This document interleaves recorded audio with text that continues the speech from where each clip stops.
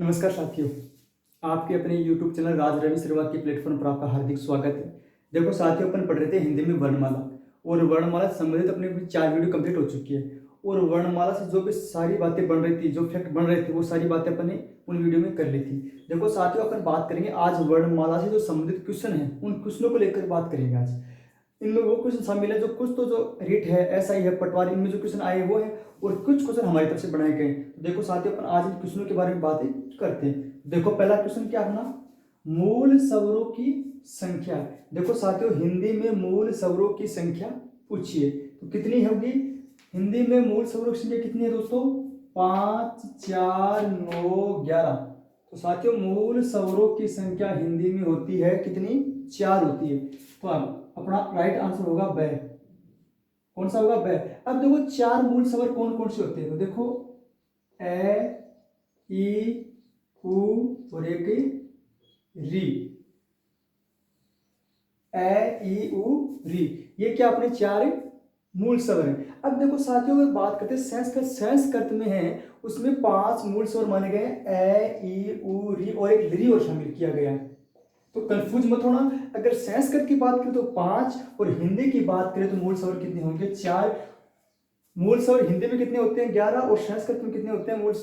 संस्कृत में वैसे मतलब कितने होते हैं? 9 स्वर। तो देखो साथियों, यहाँ पर बात करें अपनी हिंदी की तो मूल स्वर से कितनी होगी? 4। और ए, ई, उ, री, ये 4 मूल स्वर होते हैं। अब देखो इन क्वेश्चन को यहाँ से भी घुमा सकता अपना, किस प्रकार कि 3 तो इनमें से दे देगा और एक क्वेश्चन, एक जो अपना कोई दूसरा स्वर वो दे देगा, दीर्घ स्वर दे देगा और पूछेगा इनमें से मूल स्वर नहीं है। तो साथियों अपन 4 इनको तो याद रखना है और इनको छोड़कर जो दूसरा वर्ण आएगा, दूसरा स्वर आएगा, वो कौन सा होगा? अपना आंसर हो जाएगा। तो इस प्रकार क्वेश्चन कैसे भी घुमा सकता, तो मूल स्वर 4 होते हैं, इनको याद रख लेना। दूसरा क्वेश्चन देखो, वर्ण उच्चारण स्थान में लगने वाले समय को कहते हैं। देखो साथियों, क्या है? वर्ण उच्चारण स्थान में लगने वाले समय को कहते हैं। यहां पर क्वेश्चन का क्या करा, देखो कि जब भी अपन किसी वर्ण का उच्चारण करते हैं तो उच्चारण करते समय जो अपन समय लेते हैं तो वो समय क्या कहलाता है? स्वर कहलाएगा, व्यंजन कहलाएगा, मात्रा कहलाएगा या फिर महाप्राण कहलाएगा? साथियों कौन सा कहलाएगा? देखो चलो इस क्वेश्चन को समझते हैं। यहाँ पर इसमें कहलाएगा मात्रा। आंसर कौन सा होगा? से। क्या होगा? मात्रा कहलाएगा। कि देखो वर्ण उच्चारण स्थान में लगने वाले समय को मात्रा क्यों कहेंगे? देखो जैसे लिखा क, पर इस क में आ की मात्रा लगा दिया, बोलो क, ये का। फिर देखो क के ऊपर ई की मात्रा की, पर इस क पर बड़ी मात्रा की, मतलब समय का मतलब बोध करवा रहा है। तो उच्चारण स्थान में जो समय लगता है वो क्या कहलाएगी? मात्रा कहलाएगी। तो इसका आंसर क्या होगा? स होगा। नेक्स्ट क्वेश्चन देखो, भाषा की सबसे छोटी इकाई। भाषा की सबसे छोटी इकाई। साथियों ये क्वेश्चन बहुत अच्छा समझना। यहां पर देखो भाषा की सबसे छोटी इकाई वैसे तो वर्ण होता है, पर देखो यहां पर वर्ण दिया गया है या नहीं दिया गया है? यहां पर अक्षर है, मात्रा है, ध्वनि है, शब्द है। अक्षर, मात्रा, ध्वनि और शब्द है। तो देखो साथियों, यहां पर अपना राइट आंसर होगा ध्वनि। क्या होगा? ध्वनि। कि भाषा की सबसे छोटी इकाई कौन सी होगी? ध्वनि। यदि वर्ण नहीं दिया है तो वहां पर क्या करेंगे अपन? ध्वनि करेंगे। अब देखो नेक्स्ट क्वेश्चन, स्वतंत्र अर्थ की दृष्टि से भाषा की सबसे छोटी इकाई है। क्वेश्चन को समझना साथियों। यहां पर देखो क्या कहा है? स्वतंत्र अर्थ की दृष्टि से भाषा की सबसे छोटी इकाई अक्षर है, मात्रा है, ध्वनि है, शब्द है। तो देखो साथियों, इनमें से जो अपना आंसर होगा वह होगा शब्द। कौन सा होगा? शब्द। अब क्यों होगा, चलो इसको भी समझ लेते हैं अपन। कि स्वतंत्र अर्थ की दृष्टि से भाषा की सबसे छोटी इकाई, भाई स्वतंत्र अर्थ देना चाहिए। जैसे मैंने एक शब्द लिख दिया कमल। क्या लिख दिया? कमल लिख दिया। अब देखो मैंने किसी एक बालक से पूछा कि भाई कमल क्या है? उस लड़के ने कहा कि सर कमल तो मेरे पापा का नाम है। चलो फिर मैंने दूसरे लड़के से पूछा भाई कमल, यहाँ पर कमल का बता। तो उसने कहा सर कमल तो जो कीचड़ में खिलता फूल है, कीचड़ में खिलने वाले फूल का नाम क्या है? कमल है। अब भाई तीसरे बालक से पूछा कि बताओ भाई कमल का अर्थ क्या है? तो उसने कहा कि सर कमल तो हमारे घर में एक कुत्ते का नाम निकाल रखा मैंने तो मतलब कमल के देखो आपके 3 अर्थ निकल गए। तो स्वतंत्र अर्थ दे रहा है, मतलब कमल की किस कोई कुछ अर्थ बता रहा है, कोई कुछ बता रहा है। तो स्वतंत्र अर्थ की दृष्टि से भाषा की सबसे छोटी इकाई क्या मानेंगे? शब्द मानेंगे, क्योंकि शब्द के बहुत सारे अर्थ निकल सकते हैं। क्योंकि कमल का कोई तो फूल बताएगा, कोई खुद का नाम बताएगा, कोई और कुछ बताएगा। तो स्वतंत्र अर्थ की दृष्टि से क्या मानेंगे अपन? शब्द मानेंगे। देखो साथियों अगला क्वेश्चन। अब देखो अघोष एवं घोष वर्णों की संख्या, यहाँ पर अपने को अघोष वर्ण और घोष वर्ण कितने इनकी संख्या पूछी है। तो साथियों बिल्कुल अपन जो पीछे की वीडियो है उनमें अपन घोष और अघोष वर्णों की सारी बातें कर ली थी। तो जिस साथी ने ये समझ में नहीं आया तो वो जाकर अपने पीछे की वीडियो देख ले। तो देखो अघोष और घोष वर्णों की संख्या पूछी है। तो साथियों यहाँ पर देखो अघोष वर्ण कितने होते हैं और घोष वर्ण कितने होते हैं। तो अपना राइट आंसर होगा से। देखो अघोष कितने होते हैं? 13। और घोष कितने होते हैं? 31। तो याद रखना अघोष कितने होंगे? 13। और घोष वर्ण कितने होंगे? 31। घ को याद रखो, ये गैस घ को 3 बना दो, इस वापस ये कर दो, 31 हो जाएगा। तो घोष अघोष वर्णों की संख्या पूछे, क्या बताओगे? 13 और 31। देखो साथियों नेक्स्ट क्वेश्चन। हिंदी वर्णमाला में संयुक्ताक्षर को छोड़कर मूल वर्णों की संख्या है। देखो साथियों क्वेश्चन को समझना यहाँ पर कि हिंदी वर्णमाला में संयुक्त अक्षर को छोड़कर, किसको छोड़कर? प्रश्न को थोड़ा सा घुमाया गया है। अब अपने को पता संयुक्त टोटल हिंदी में मतलब 52 माने का वर्ण, 52 माने हैं, पर कहा संयुक्त अक्षर छोड़ो तो भाई 4 घटा देंगे, कितने आएंगे अपने? 48। कई साथी है भाई बिंदु को क्या बताएंगे? 48 बताएंगे। क्या बताएंगे? 48, जो कि क्या होगा? गलत होगा। देखो संयुक्त अक्षर अगर हम वर्णमाला काउंटिंग करते हैं तो वहां से पहले ही संयुक्त अक्षरों को अपन छोड़ देते हैं। तो कितने होंगे यहाँ पर? मूल वर्ण 44 होंगे। तो राइट आंसर क्या होगा? ब होगा। हिंदी में वर्णमाला में संयुक्त अक्षर को छोड़कर संयुक्त अक्षर को पहले से ही काउंटिंग नहीं किया जाता है। तो यहाँ पर घबराने की जरूरत नहीं है। टोटल कितने होंगे? 44 ही होंगे। तो मूल शब्द कितने हो गए? 44। देखो साथ ही क्वेश्चन थे। चलो अब नेक्स्ट क्वेश्चन की बात करते हैं। अब देखो क्वेश्चन अगला कि जिन वर्णों का उच्चारण करते समय जीभ मसूड़ों को छूती है उन्हें कहते हैं कौन से वर्ण? मूर्धन्य वर्ण, दंते, वर्त्सीय, कंठे। देखो साथियों प्रश्न को समझना, जिन वर्णों का उच्चारण करेंगे तो अपनी जो जीभ है वो मसूड़ों को टच करेगी।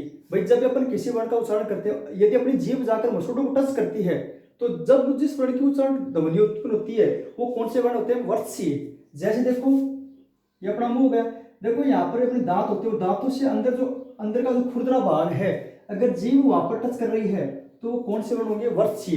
देखो तो इसका आंसर होगा कौन सा? स होगा। मूर्धन्य, दंते, वर्त्सीय, कंठे। तो जिन वर्णों का उच्चारण करते समय यदि जीभ मसूड़ों को टच करती है तो उनको अपन क्या कहेंगे? वर्त्सीय कहेंगे। अब देखो वर्त्सीय कौन से वर्ण होते हैं? न, से, रे, ले, जे। न, से, रे, ले, जे, ये वर्ण कौन से हैं? वर्त्सीय।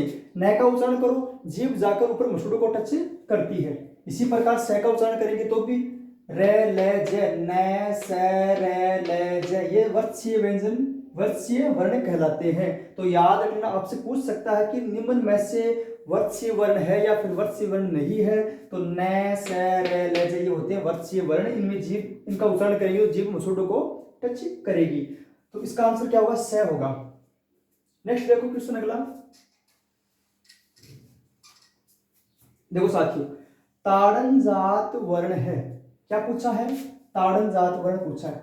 स होगा, फ होगा, ड होगा, छ होगा। स, फ, ढ, छ। देखो साथियों ताड़न जात पूछा अपने से, क्या पूछा है? ताड़न जात।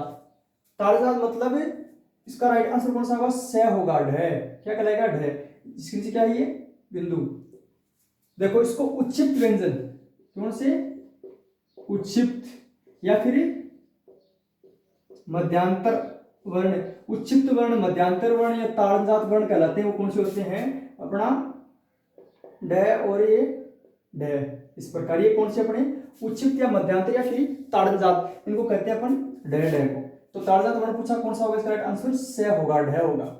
इसको मध्यांत भी बोल सकते हैं और उच्छिक भी बोल सकते हैं। देखो नेक्स्ट क्वेश्चन, इसका आंसर स होगा। देखो अर्ध स्वर है, क्या पूछा साथियों, अर्ध स्वर, ए आ ई ये व कैज है।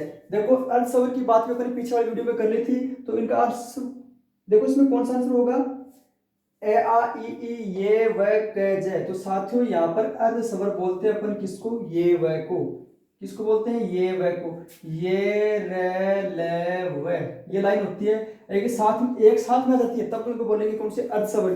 पर जैसे अलग आ गई तब इसको बोलेंगे रे को परकंपित और ले को पार्श्विक। और ये अपने ये और वह कौन से हो गए, ये और वह कौन से हो गए, अर्ध स्वर। तो साथियों अपने को पूछा अर्ध स्वर कौन सा है, तो देखो इसमें आंसर कौन सा होगा अपना, तीसरा होगा, ये और वह को क्या कहेंगे अपन, अर्ध स्वर कहेंगे। देखो साथियों अगला क्वेश्चन,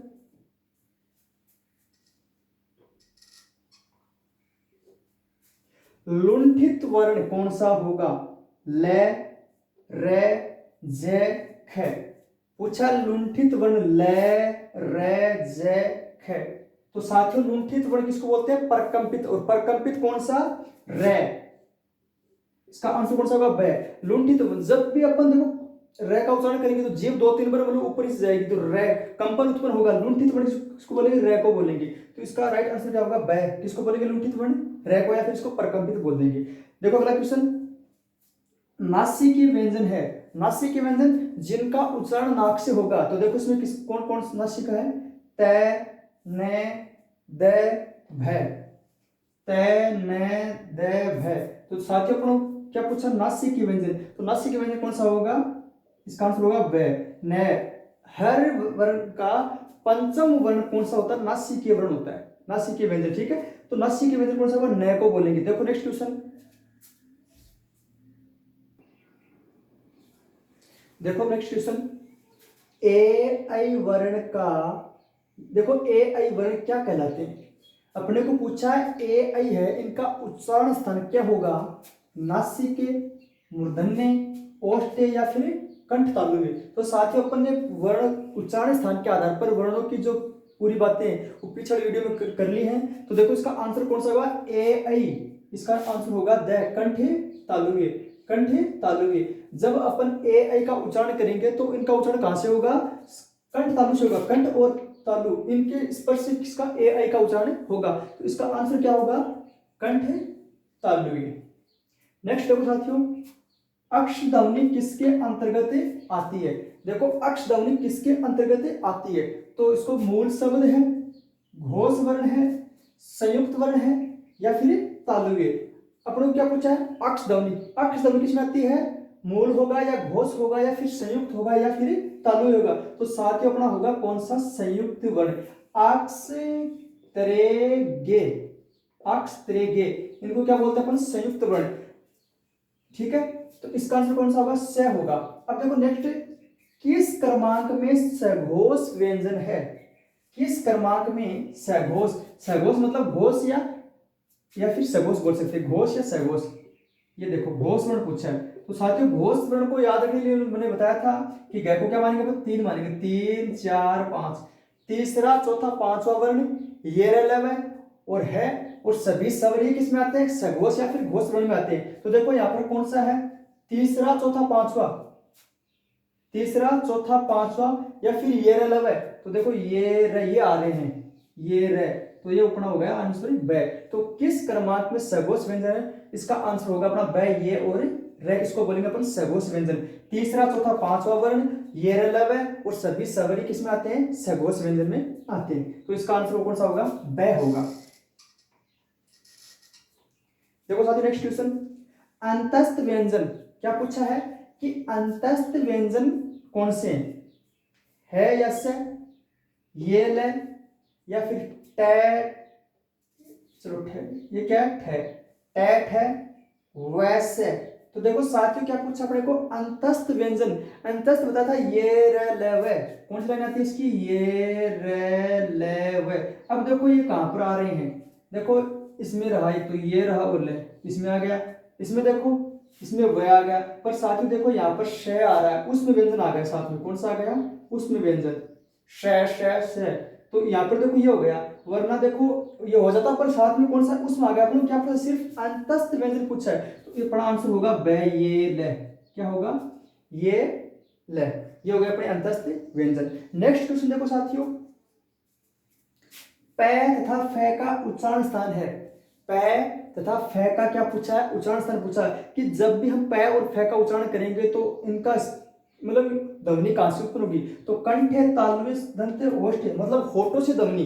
प फ, तो उच्चारण करो प फ, तो मतलब किनका स्पर्श हो रहा है, होठों का, तो हो अपना आंसर कौन सा हो जाएगा, द हो जाएगा, ओष्ठे। देखो नेक्स्ट क्वेश्चन, देखो साथियों नेक्स्ट क्वेश्चन, रे को क्या कहेंगे। अब देखो रे का उच्चारण स्थान क्या है, रे को क्या मानते हैं, अक्षर, वर्णमाला, व्यंजन, स्वर। तो रे को किसमें किन में शामिल किया गया साथियों, अक्षर में, वर्णमाला, व्यंजन या स्वर। तो साथियों किसमें शामिल किया गया है, स्वर में। 11 स्वर है, इसमें री को भी क्या है, शामिल किया गया है। तो री क्या अपना स्वर है, ये क्वेश्चन पीछे एग्जाम में पूछा गया है। अब देखो नेक्स्ट क्वेश्चन, ओम को किस तरह का स्वर कहा जाता है, ओम को किस तरह का स्वर कहा जाता है साथियों बताओ, ह्रस्व स्वर, प्लुत स्वर, घोष स्वर, दीर्घ स्वर। ओम को किस तरह का स्वर कहा जाता है, ह्रस्व स्वर, प्लुत स्वर, घोष स्वर या दीर्घ स्वर। तो साथियों ओम का उच्चारण करेंगे तो लंबा चलेगा और मतलब लंबा समय लगेगा, तो इसको कौन सा कहेंगे अपन, प्लुत स्वर। क्या कहेंगे, प्लुत स्वर। तो अपना आंसर कौन सा होगा, ब।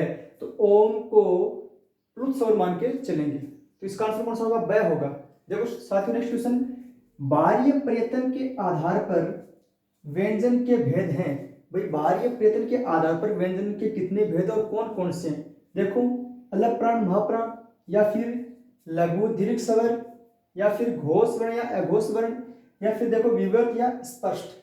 तो साथियों अपन को क्या पूछा, बाह्य प्रयत्न के आधार पर व्यंजन के कितने भेद माने हैं, तो बाह्य प्रयत्न के आधार पर साथियों 2 भेद माने हैं। कितने भेद माने हैं, 2 व्यंजन के। कौन कौन से, वो देखो अल्प प्राण और महाप्राण। श्वास वायु का तो बताई थी ना मैंने, जो पीछे की वीडियो में बातें की थी वहां पर बताई थी सारी बातें। तो अल्प प्राण और महाप्राण, ये क्या है, बाह्य प्रयत्न के आधार पर। तो इसका आंसर कौन सा होगा, ए होगा। ठीक है, देखो नेक्स्ट क्वेश्चन, जब रे किसी व्यंजन के पीछे आता है तो उसे वर्ण में स्थान मिलता है। जब रे किसी व्यंजन के पीछे आता है तो उससे वर्ण में स्थान मिलता है। देखो रे को कहां पर स्थान मिलता है, जब व्यंजन के पीछे आता है। जैसे शब्द लिखा मैंने वज्र, क्या लिखा, वज्र, तो ये रे यहाँ पे आ गया, नीचे आ गया ना, देखो यहाँ पे। तो इसको स्थान कहाँ मिला, ऊपर मिला, नीचे मिला, या फिर मध्य में मिला, या प्रारंभ में। तो साथ ही इसको कहाँ मिलेगा, नीचे मिलेगा। जब भी किसी व्यंजन, ये जय क्या पर व्यंजन है, और व्यंजन के नीचे, व्यंजन के पीछे है ना, जब भी व्यंजन के पीछे रह आएगा तो उसको स्थान कहाँ मिलेगा, नीचे मिलेगा। तो इसका आंसर कौन सा होगा, ब होगा। क्या होगा, ब। देखो नेक्स्ट क्वेश्चन, किस क्रम में स्पर्श संघर्षी व्यंजन है। क्या पूछा है, स्पर्श संघर्षी व्यंजन किस क्रम में स्पर्श संघर्षी व्यंजन हो। तो देखो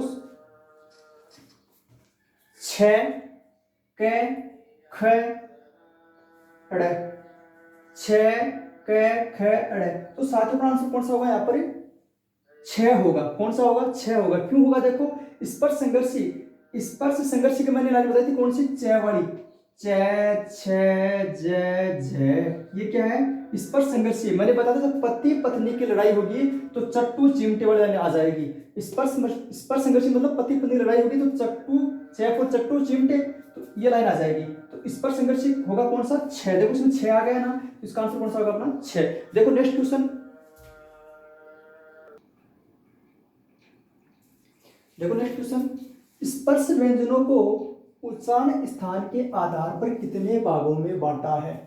साथियों प्रश्न क्या पूछ रहा है अपने से, स्पर्श व्यंजन के आधार पर, किसके आधार पर, स्पर्श व्यंजन के आधार पर उच्चारण स्थान को कितने भागों में बांटा है। तो देखो साथियों आंसर क्या होगा, 3, 4, 5 या फिर 7। तो उच्चारण स्थान के आधार पर स्पर्श व्यंजनों को कितने भागों में बांटा है, 5 में। कितने में बांटा है, 5 में। कौन कौन से, एक नाम बताया था मैंने, क, ता, मु, दे, ओ। क्या बताया था, कतामू दो, ये बताया था अपन जो पीछे वाली वीडियो में सारी बातें की थी। देखो कै का कंठ है, तै का तालु है, मै का मूर्धन्य, दै का दंते, ओ का ओष्ठे। तो कतामू दो कितने हुए, 1 2 3 4 5। तो स्पर्श व्यंजन कितने उच्चारण स्थान के आधार पर कितने भागों बांटा है, 5 में बांटा। कितनों में, 5 में। कतामू दो याद रख लेना इस नाम को। नेक्स्ट क्वेश्चन देखो, इसका आंसर से हो जाएगा भाई, क्या हो जाएगा से। नेक्स्ट क्वेश्चन देखो, किस वर्ण के उच्चारण में जीभ दांतों से टकराती है, कै, च, तै, पै। भाई ऐसा वर्ण है इनमें से जिसका उच्चारण अपन करते हैं तो जो जीभ है वो जाकर दांतों को टकराती है। तो देखो अपन इस प्रकार भी याद रख सकते हैं, मतलब द का दंते, तो कै ता मू द वो, कै की लाइन, च की लाइन, टै की लाइन, तै की लाइन, यहां पर आ रही है तै की लाइन, मतलब दांतों से टकरा रही है तै। तो देखो कै च टै, ये सॉरी ये आएगा, इसका आंसर कौन सा आएगा, तै आएगा। तो राइट आंसर कौन सा होगा, से। कि जब भी अपन तै का उच्चारण करेंगे तो जीभ है वो जाकर दांत से टकराएगी। तो इसका आंसर क्या हो गया, से हो गया। नेक्स्ट क्वेश्चन देखो, किस वर्ण में वर्तमुखी स्वर नहीं है, वर्तमुखी स्वर है या नहीं है ये पूछा है। तो यहां पर क्या नहीं है, तो वर्तमुखी कौन स्वर, जब उन वह स्वर जिनका अपन उच्चारण करते हैं तो अपने जो होठ हैं वो एक वर्त के आकार में, गोल आकार में घूम जाते हैं, वो तो होते हैं वर्त, मतलब वर्तमुखी हो गए। अब देखो आ, उ, ओ, औ। तो देखो उ उच्चारण करेंगे तो होठ एक वर्त के आकार में घूम गए, ओ इसमें भी क्या है, होठ एक वर्त के आकार में घूम रहे हैं, औ। पर देखो आ, अगर आ का उच्चारण करते हैं तो अपना मुंह चारों ओर फैल रहा है, तो मतलब वर्तमुखी स्वर नहीं है। तो अपना आंसर कौन सा हो जाएगा, आ, क्योंकि ये तो क्या है, इसमें तो पूरा मुंह खुल रहा है, तो वर्तमुखी स्वर का उच्चारण नहीं हो रहा है। तो इसका आंसर क्या हो गया, ए। क्या होगा इसका आंसर, आ जाएगा। तो पहला हो गया। नेक्स्ट देखो साथियों, किस क्रमांक वाली ध्वनि अक्षर ध्वनि है। बहुत अच्छा क्वेश्चन, इसको समझना साथियों, कंफ्यूज मत होना। किस क्रमांक वाली ध्वनि, देखो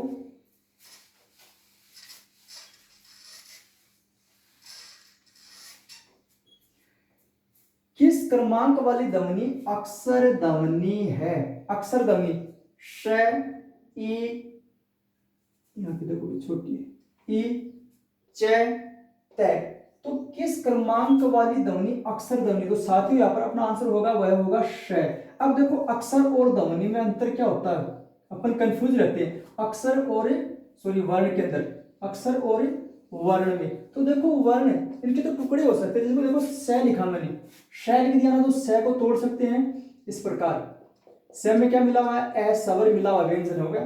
फिर देखो च, तो च में ये व्यंजन होगा, इसमें ए मिला हुआ है। फिर तय में देखो तय हलंत, फिर इसमें ए मिला हुआ है। पर देखो ये क्या स्वतंत्र अपने आप में, मतलब इसके टुकड़े नहीं हो सकते। तो अक्षर ध्वनि कौन सी होगी, इसका आंसर क्या होगा अपना ब हो गया। तो अक्षर और वर्ण में भी कंफ्यूज मत होना कि वर्ण के तो टुकड़े भी हो सकते हैं थोड़े बहुत, पर अक्षर के नहीं होते। तो अपना आंसर क्या होगा, इसमें ई आएगा, छोटी ई अपना, ठीक है। तो इसका आंसर हो गया ब। नेक्स्ट देखो, व का उच्चारण स्थान है, साथियों यहाँ पर क्या पूछा, व का उच्चारण स्थान पूछा है, कंठ तालु, कंठोष्टम, दंतोष्टम या नासिका। तो साथियों अपना आंसर क्या होगा यहाँ पर, देखो व का, तो देखो याद रखने के लिए मैंने बताया था व का क्या बनेगा, वैद, वध बोलते ना हम, वध कर देंगे किसी का, तो वध, द का क्या होगा, दंतोष्टम, दंतोष्टम। देखो दंतोष्टम कहां पर है, ये होगा दंतोष्टम। और वैसे देखो अपन उच्चारण करेंगे तो वह का उच्चारण कहां से होगा, दांतों से और होठों से होगा। तो वह मतलब होठ और दांत इनका स्पर्श क्या होगा, वह का उच्चारण होगा। देखो तो वह का उच्चारण क्या मानेंगे, दंतोष्टम मानेंगे, क्या मानेंगे, दंतोष्टम। तो अपना आंसर क्या होगा, से। और वैसे याद रखना वध, क्या वध, इस प्रकार याद हो जाएगा। अब देखो नेक्स्ट, कौन सा वर्ण ओष्ठ्य नहीं है। अब देखो पूछा कि कौन सा वर्ण ओष्ठ्य नहीं है, उ, व, उ या फिर पै, इनमें से ओष्ठ्य वर्ण। अब देखो ओष्ठ्य, देखो एक नाम बताया था मैंने, कै, ता, मू, द, वो। ओष्ठ्य यहाँ पर कौन सी लेना आएगी, पै वाली लेना आएगी। कौन सी आएगी, पै वाली, कै, च, टे, तै, पै। तो ओष्ठ्य में पै वाली लेना आती है। तो देखो पै वाले कौन सा है इसमें, ये तो पै तो आ गया है भाई। अब स्वरों की बात करते हैं, स्वर भी मैंने बताया था, बिल्कुल सारणी बना के बताई थी, समझाया कि तो उ और उ ये दोनों किस में आते हैं, ओष्ठ्य में आते हैं। नहीं है कौन सा नहीं है, वह नहीं, क्योंकि देखो ऊपर भी करवा दिया मैंने, वह का उच्चारण स्थान है, वह का उच्चारण स्थान क्या है, दंतोष्टम होता है। तो यहाँ पर क्या कहा, वह ओष्ठ है, नहीं जी, क्या होगा, दंतोष्टम होगा। तो अपना आंसर यहाँ होगा वह। तो साथियों इस प्रकार अपन ने जो महत्वपूर्ण क्वेश्चन बन रहे थे वो सारे क्वेश्चन कर लिए। उम्मीद करता हूँ समझ में आ गया होगा। और फिर भी कहीं पर भी कोई प्रश्न में मिस्टेक हो गई हो तो उस क्वेश्चन को बिल्कुल आप कमेंट बॉक्स में बताइएगा। और हो सकता है कहीं पर कुछ छोटी मोटी गलती हो जाए बाई चांस से, तो बिल्कुल आप शेयर कमेंट में करिएगा। अब जो साथियों वर्णमाला से संबंधित जो सारी बातें थी, जो सारे महत्वपूर्ण क्वेश्चन थे वो अपन ने कर लिए। अब जो नेक्स्ट क्लास रहेगी वो अपनी रहेगी संज्ञा की। विकारी और अविकारी हैं वो शब्द पढ़ेंगे। विकारी शब्द कौन से होते हैं, अविकारी कौन से होते हैं। अब देखो अपन करने वाले संधि थे, पर साथियों संधि में बहुत लंबा टाइम लगेगा। तो संधि समास को छोड़कर पहले अपन जो छोटी छोटी चीजें हैं, संज्ञा है, सर्वनाम है, विशेषण है, क्रिया है, जो अव्यय है, इनके बारे में बात कर लेंगे। उसके बाद अपना समास बचेगा और वो संधि बचेगी, फिर पर्यायवाची है, मुहावरे चीजें अपन बाद में इस प्रकार से चलते रहेंगे। तो इनके अब देखो जो नेक्स्ट क्लास रहेगी वो अपनी रहेगी कौन सी, संज्ञा की। कौन क्लास रहेगी, संज्ञा की। साथियों यहाँ तक इन क्वेश्चनों को एक बार जरूर देखना, और फिर जाकर कहीं भी आपको क्वेश्चन में दिक्कत है आप बिल्कुल कमेंट में बताना। तो थैंक यू साथियों, उम्मीद करता हूँ बिल्कुल स्वस्थ होंगे आप। धन्यवाद।